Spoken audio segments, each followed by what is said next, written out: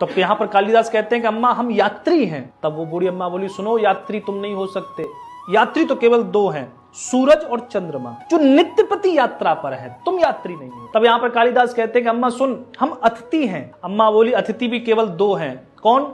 धन और यौवन, धन और जवानी, केवल यही अतिथि हैं, तुम अतिथि नहीं हो सकते। तब यहाँ पर कालिदास कहते हैं, अम्मा हम परदेसी हैं। तब यहाँ पर अम्मा बोली, सुनो तुम परदेसी नहीं हो सकते, परदेसी भी कौन है? जीवात्मा, क्योंकि इस शरीर में वास कर रही, फिर चली जाएगी।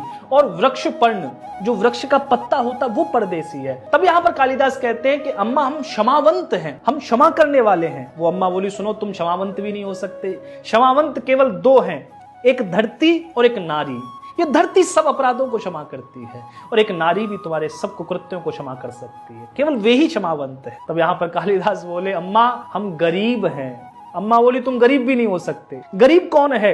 गरीब बकरी है जिसका मेमना कटने जा रहा है, वो बकरी गरीब है।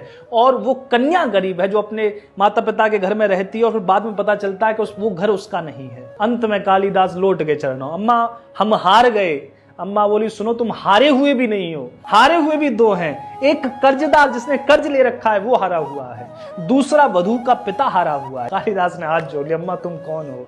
तो बाद में पता चलती है वो अम्मा कौन थी, स्वयं माता सरस्वती थी, जो कालिदास के अहंकार का दलन करने के लिए आई थी।